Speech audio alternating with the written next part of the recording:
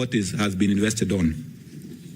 Livestock productivity, I'm sure we have talked about this in terms of making sure that the breeds are there. Disease control is well taken care of. And when I talk about livestock here, I'm talking about both sides, the dairy side and the red meat, especially in the assals. So that, and I talked about even the feed rots, so that you intervene and make sure that we have the right weights for export. Honorable Missy, fake fertilizer, sugar, cartel. The data side. When you look at the sugar industry, it has been we have a deficit of sugar, and that's why the problem starts. We have a big deficit of sugar, ranging, depending on the production, ranging from 300 to 500 metric tons. And this is a lot of sugar which has to be imported through the COMESA and the other safeguards which are there. So the cartels, we always thrive when our production is not meeting our demand. So one of the measures to actually talk about the sugar industry is what do you need to do in order for you to improve all production. You close the gap so that you are able to manage the quantities which are coming into the country. And definitely there will always be some kind of imports. The issue is about how do you allocate these importation quotas. And the best method is always to be an open method. I know that is maybe challenging in one way or the other, but I'll try as much as possible if I get approved.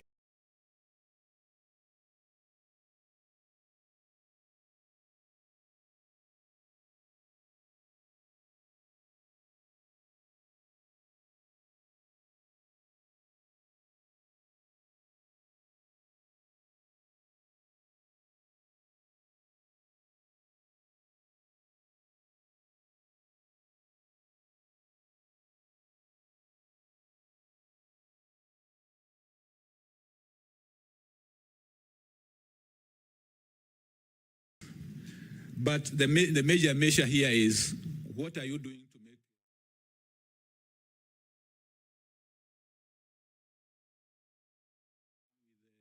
introducing the right technologies so that they are able to do, getting technologies and also getting examples from other countries like Israel. So if I get approved, definitely this is a resource which I would like to look into, the vast land in Assal and how it can be done, especially on red meat. Honorable Mukami, New KCC.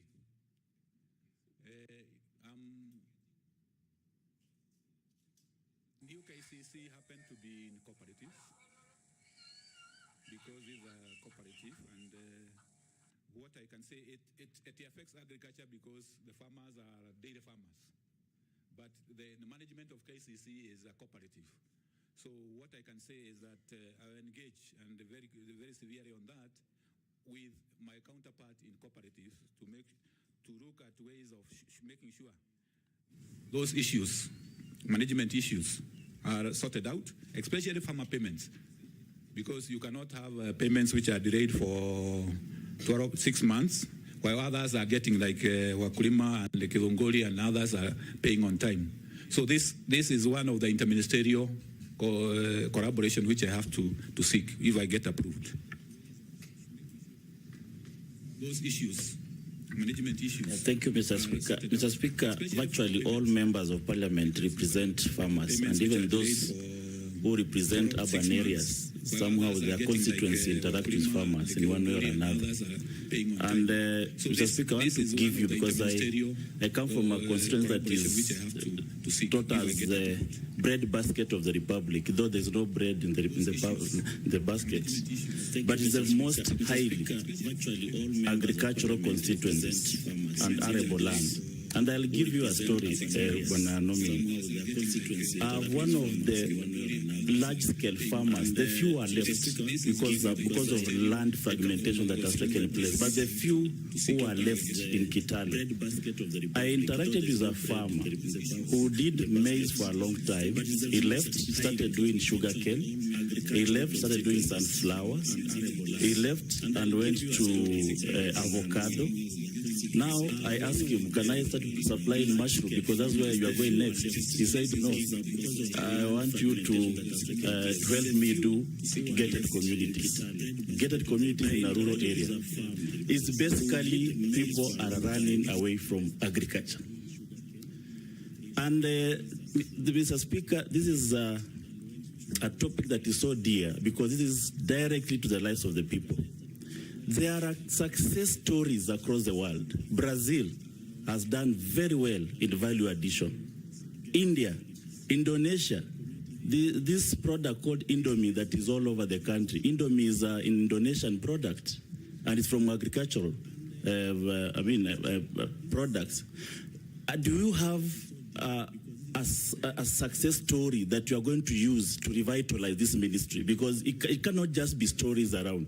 Can you say this has happened here and this is how I want to interlink with our country? And then lastly, Speaker, and I hate to repeat, but allow me to repeat on this issue of cartels, because where cartels in agriculture has been misunderstood to mean that there are people you walk in the Ministry of Agriculture and they start firing them. No, it is a convoluted system. In fact, you may find the cartels in agriculture, they're not even Kenyans. There are billionaires of this world. Now, if you just say, I'm walking in to fight cartels, to me, Mr. Speaker, looks like a movie. It's not an adequate enough to convince Kenyans that anything is going to happen.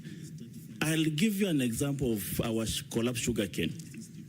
It is full cartelism.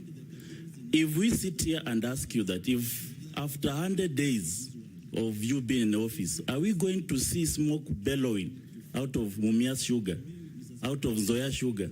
Can you promise now? And we'll be here to interrogate. Thank you, Speaker.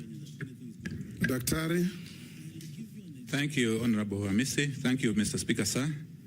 Yes, the success stories, we need not to reinvent the wheel.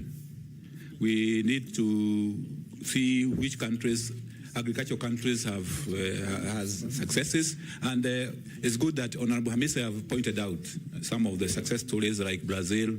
For instance, the sugar we are talking about. Brazil is very successful in sugar.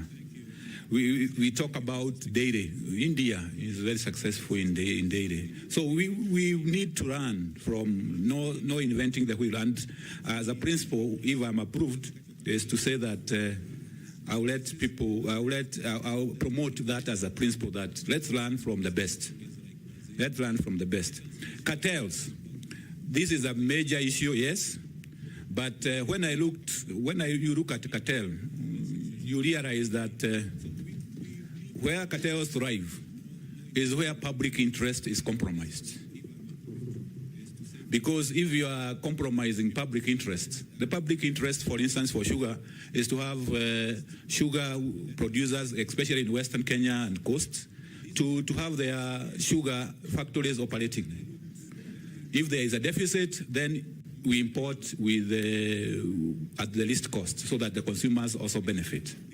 So it's also a moral question and an integrity question that we need to, as a nominee, and if I get approved, where I'm saying I will fight cartels is that I will do whatever it takes to promote public interest and use the state agencies which are there, which can help me to promote public good and the public interest. Thank you, Mr. Speaker. Thank you, Dr. Let me ask you 2 or 3 questions. Yes. Mr. Speaker, I ask if there will be smoke billowing out of Mumias in 100 days. He has not said. Yes. Mr. Speaker, thank you, Mr. Honorable Hamisi. I know there is a program for leasing for those factories which is ongoing, which has been initiated. And I know there's a process. I have to check what stage they are in. But I'm definitely going to, sugar is one of the major subsectors. We will look at it and see how we can move it very fast forward. Mr. Speaker, just one from Mama Mboga. I've just received a text. They are requesting and they are asking to hear from you as a cabinet for agriculture. What plans do you have? It's just a nominee. Yes, a nominee. Yes. What plans will you have if you are nominated on perishable goods like tomatoes, sukuma wiki, cabbage, in their market at the local end tail market? Yes, Murugara. Just let's combine this. Thank you, Mr. Speaker. Let's combine this with the great people of Meru and Embu. The crop they have, the cash crop called Mera. We've not spoken about this. Mera has a lot of issues because in our statute books, it's a lawful crop, and we can't take that away from them. In the neighboring countries like Tanzania, they say it isn't a lawful crop and therefore you can't export it there. Recently, some counties in the country started saying, sorry, they don't welcome it there. It's not a crop, it's other things which they possibly were imagining. And at the end of the day, there is a bit of uncertainty regarding the crop Mera in the country. Now, what policies would you put in place to ensure that at least in the country, Mera, which is Mera and Muguka, which is a lawful crop, does not suffer the consequences it suffered recently? I am asking the nominee, not you. Speaker, maybe just to supplement what the Honorable Mula is asking, the nominee could tell us, leveraging from your experience with the World Bank and other donor organizations, including the EU that you've worked with, how would you help to harness resources? Because what Honorable Mula is asking is critical. I know government, through the markets that are being developed, they have cold storage facilities for dealing with the perishable products like the tomatoes Honorable Mula is asking. But how would you leverage that to ensure that we even access more resources from the donor community in the local areas, not just the local markets, to have cold storage facilities around the farms, so that when farmers harvest their tomatoes and the price is bad, they can store them there to await for the value addition that you spoke to, that will benefit many of our young people. But also you mentioned something that you worked on livestock insurance. I don't know whether you said you did that working with the EU or with the World Bank. And the president has already considered to the country one of the problems that his former cabinet had was a failure in communication. I don't know what you will do as, if approved as a cabinet secretary, to ensure that there is proper communication to Kenyans on that livestock insurance that you worked on in your consultancy life, to increase the uptake of this livestock insurance, because the uptake is still very low. Many farmers still lose their livestock during the drought and floods, but they don't know that there is such a product. And what would you do to communicate better to ensure there is better uptake of that product around the country? Yes, Daktari, we're running out of time on you. Can you answer quickly those last interventions? Yes, thank you, Honorable Speaker. On perishability, I think the leader of majority has helped in that, saying that yes, there are programs which are run on markets. Definitely, we at the value chains, as we look at the value chains, definitely one of the interventions is to make sure that we minimize the post-harvest losses, because that is cuts across the board, tomatoes and perishables and even other crops. So minimizing post-harvest losses is a part of food security, because why do you spend a lot of time, money and time and then you lose it along the chain? So we will look at the programs which can be able to help with with the issues to do with the perishables. Mera Mogoka, I know there is a problem, there is an issue between the producing counties and the consuming counties. And what can happen? Yes, this one is a big issue, and as the incoming, if I'm approved, is the issue is about dialogue. The two sides have to sit down and see how best to sort it out. And I'll be a good, if I come in as an CS, I will be an arbitrator. Yes. Yes, Dr. The other issue is about livestock insurance from the leader of majority and proper communication. Yes, if I am approved, I'll promote that insurance. I worked on this concept from the World Bank and the EU side. We need to promote it. But generally, Mr. Speaker, sir, I would also like to say that there are many things which are happening in the ministry and the docket, but communication has not been good. So if I am approved, one of the areas I'm determined and I'm prepared to do is to improve on communication, so that the members of the public knows what is going on. Thank you. Yes, Dr. Let me ask you just 2-3 questions. Number one, just a follow-up. The sugar industry in particular and many other crops, you said you have been in the research sector as well. If you look around the country, research in our food and crop production is virtually dead. The sugar research, dead. Rice, coffee is limping, name it. Tell Kenyans and give them hope how you are going to revive the component of research to improve crop production. Number two, maize farmers. Our maize farmers are very hardworking. They suffer when they produce less. They suffer even more when they produce more because of market. What are you going to do in terms of policy intervention to create a proper marketing system and program for maize and other cereal farmers in the country? Did I hear you say you participated in the creation of AFA? Yes, Mr. Speaker. Are you aware that now, out of the outcry for the failure of AFA to manage the agricultural sector, it is being dismantled? There's been a Tea Act now, born out of AFA. There's a sugar bill coming to the end, born out of AFA. There's a request on my table for a maize bill, moving away from AFA. There's a pyrethrum bill moving out of AFA. And all this dismantling of AFA, does it point to your error of judgment in your previous engagement that you as a consultant advised and participated in amalgamating all agricultural activities into one humongous act that didn't work and is now crumbling? Thank you, Mr. Speaker.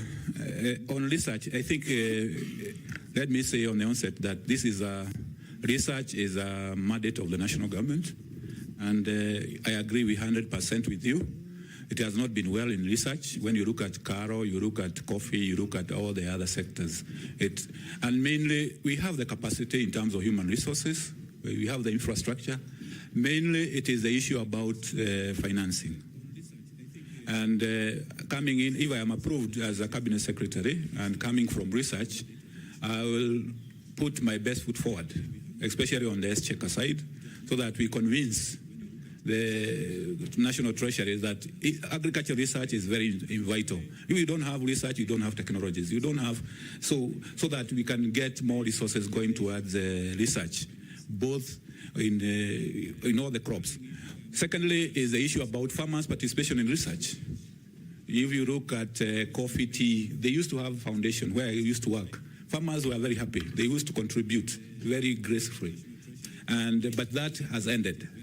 So we have, if I am approved and I come back as a cabinet secretary, I have to look at how can we involve the farmers better in terms of management of research and their role in financing. Maize farmers. Yes, the maize farmers, the issue about marketing, system. We know the major player here is the National Cereals and Produce Board and the millers who participate in marketing of maize. So it's an area where the government has intervened in terms of giving the inputs so the supply increases, but when it comes to mopping up, it has become a problem. Because one of the areas which the challenge there, Honorable Speaker and members, is that when you try to push the prices up, the consumers are losing. So there's a dilemma there. So it's an area which is dicey, and it requires careful consideration, and I'll give it my due attention. In terms of AFA, the original principle was okay, in that you try to, just like we have in energy, we have an energy regulatory authority. We wanted the same, and if you go to other countries, and honorable members have pointed out that in other countries we need to copy what is working. If you go to India, if you go to Brazil, they have one authority controlling a lot of agriculture activities. What is, and I'm convinced is, one of the issues which came through is the way it was amalgamated, it was the way it was structured, and the way it came out, in that we were not able to give due attention to all the commodities as they were supposed to be. The original idea was okay. It is the execution part which was challenging. And that is why you are finding everybody wanting to go back, because to their own original arrangements. Because in principle, honorable members, Mr. Speaker and honorable members, you would agree with me, it is more efficient to have one organization where you can have common services. But the feeling of the various stakeholders in various commodities is that they Why do you think it didn't work? And what are you going to do about it? Well, it didn't work because the issues coming from various commodities, for instance, coffee, tea, amalgamation of other like sugar. We brought different commodities, different subsectors at different levels and there was no effort made to make sure that they are entering at almost at par. So, be it as may, if I'm approved, is to look at what is going on, to see what the stakeholders are saying, because we have to go with the stakeholders. If they say today we want tea, you cannot force them on alpha. Thank you. Thank you. Yes, Janet. Speaker, this is what one of the public members is saying. Dr. Andrew Muya Karanja, Minister of Agriculture, CS nominee, says that we will always have sugar deficit, always. Isn't there a government policy that will become we become self-sufficient across all sectors in agriculture? How can Eswatini, former Swaziland, which is smaller than Elgeyo Marakwet County, be one of the biggest sugar exporters in the world? Asian countries like Vietnam never had coffee, yet it's now one of the biggest coffee exporters in the world. Thailand took palm trees from Nigeria and is now one of the biggest palm tree producers in the world. Problem of Kenya is total absence of initiative to change the status quo. Why then be a Minister of Agriculture if you believe that you will always be importers of sugar? And the rest I don't want to say. Then he told you, how can he actually say we will always be sugar importers? Nyanza province alone can produce more sugar than Eswatini or Sudan. There are many others, Dr. Is one asking, I'm a vet, the most neglected arm of agriculture is veterinary services. What are you going to do? And many others. Sure, let me ask. Yes, Mukami? Yeah, there's another one. We have a weakness in the sale of coffee at NC, which allows the buyers to offer prices below the reserve price to force a negotiation with co-farmers outside the trading floor for 24 hours. These are practiced every auction day. What are you going to do about it? You can respond to those. Thank you, Mr. Speaker, sir. On Honorable Junet, is to say, if I implied that we always have a deficit, that is not my intention. I was saying maybe for now, the situation we are in now is we have a deficit. But going forward, definitely, we will put measures to improve on productivity, the reforms in the sugar sector, which are undertaken, so that we become self-sufficient. I'm sure we can be able to get self-sufficiency. So if it was construed like that, then that is not what I meant. The issue about the coffee, the cartels, and the colluding in prices. You already said you'll dismantle them. Yeah, I'll dismantle them. Yes. And improve on the veterinary. The veterinary, yes, it is. I know I was briefed that Mr. Speaker, sir, that they are registered under many legal instruments. So we are going to, if I am approved, we are going to work with them to see that because they are very critical. Veterinary service is very critical, especially on the livestock side. Thank you. And if in case we approve your nomination, don't be limited or curtailed by the boundary between the county governments and the national government, because you have a duty on formulating policy that helps this ministry, all its departments across the country, both at the national level and at the county levels. I'll ask you a few minor questions, but none the less important. Dr. Karanja, have you ever been adversely mentioned in any integrity-related report? No, Mr. Speaker, sir. There is a man, Olonyango, who has written saying your conduct and integrity as a nominee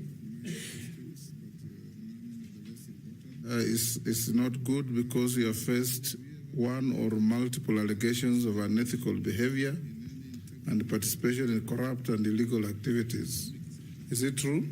Not he has true. provided no evidence, but that's what he says. That is not true, Mr. Mr. Speaker, sir, because yes. I have never participated in that kind of activity. Do you hold any leadership position in any political party? No, Mr. Speaker, sir. Within Kenya? No, Mr. Speaker, sir. What is your net worth? My net worth is 214 million shillings. Yes, made out of? Made up of my residence, my family residences. Mm-hmm. We have apartments. I have vehicles. We have plots and land. I have deposits in a bank account. Okay. Yesterday, we had 5 candidates.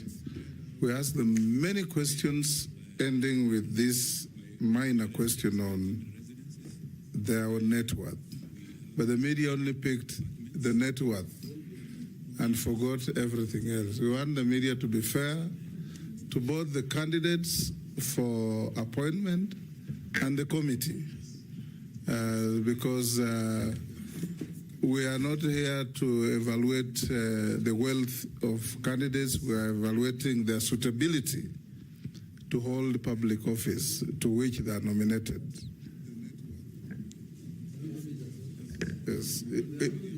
Yes. Just one thing, Honorable Chair. The last time when I was in the energy sector, KenGen came up with a policy. They wanted to start doing production of ammonia in Naivasha, which is a very big byproduct for production of fertilizer. Maybe Dr. Karanja can tell us whether, instead of, because the biggest chunk of our fertilizer is imported, and if we could be able to produce ammonia, which is a very, very big component in fertilizer production, then maybe that can go towards addressing most of the fertilizer issues. Thank you, Chair. That's good information for you, Dr. Karanja. You can go with it, and we'll now release you. Go with your original documents after having been checked with what we have in our possession and found to be correct. Have Have a good day. Thank you, Mr. Speaker, sir, and I would like to thank you and all the members for the good engagement. Thank you very much. Thank you. Agent, you can escort the nominee. Mr. Speaker, on that issue of declaration of wealth, you know, since our media colleagues are here before the other nominee comes in, I know it's the newspapers that largely reported on it, which is okay because it's part of the vetting process. But you know, if these honorable members also here declared their wealth, there are others who are worth much more than that. Like my friend here, Junet, I know if he was to declare his wealth, having been a member of parliament and a businessman of many years. Mr. Speaker, that is being malicious, Mr. Speaker. And he has been sent to finish me. Yeah, I don't know by who. Was at the tail end of every interview. And even the candidates gave very clear explanations, like Soipan said, her growth is because of the appreciation of the assets that she had. And I believe it applied to everybody. But what we see in the headlines is totally different. In fact, the Honorable Soipan said appreciation of land and a house she has acquired in Nairobi.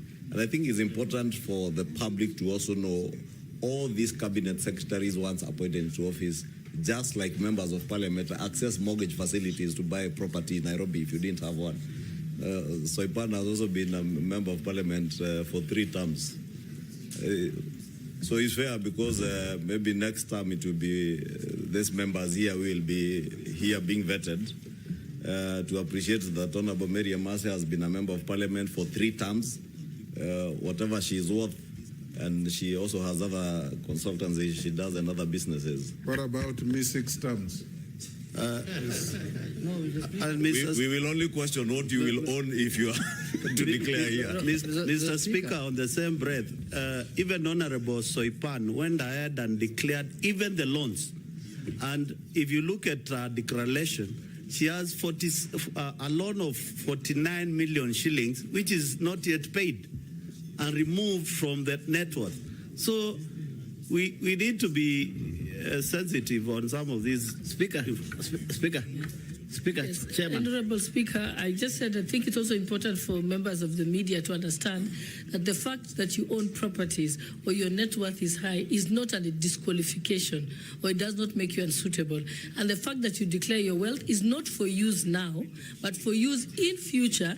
If, let's say, your wealth that you declared at the time of entering office, if there is alleged corruption against you, that is used to assess whether you legally acquired the property while in office. So it's not for use now. Similarly, the wealth declaration form, the wealth declaration form and the self-declaration form that is deposited at the Ethics and Anti-Corruption Authority, I know that the EACC have spoken in the media the day before yesterday and said that they clear candidates. EACC has no authority whatsoever in law to clear anyone. They can only investigate you for corruption. So the self-declaration form is for custody by EACC for future investigation should they be necessary. Similarly, the wealth declaration form that public servants leave with their employees is for use only at the time that you're being investigated and they have received a court order asking for the wealth declaration form. So it's important that the media get the facts right. Thank you. Mr. Speaker, let me explain this. Mr. Speaker, there is no harm in somebody being rich. And there is no harm, it is not a crime in somebody being poor. But what I think people expect is just a proper explanation on how, when you declare this is my wealth, what is the source, what is it? The question that has come up is, let's say you have worked for 30 years and you made a wealth of 400 million.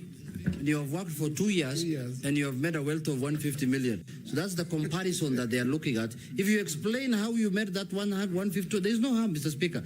Richness is not a crime, as you say. I agree with you. And poor is dangerous. Mr. Speaker. Thank you, Mr. Speaker. You know, this is not even new. When we did the vetting last time, all headlines talked about the billions and the hundreds of millions that the nominees were worth. So I think it's something that maybe the media feels can sell. And because of freedom of media, we can allow them to report the way they see it. Curtailing their freedom at all. Mr. Speaker, I'm aware that Ishungwa is worth 5 billion as of now. Why are you understating him? Honorable Speaker, I was wondering why he's understating. Why are you understating him? Can we break for 10 minutes?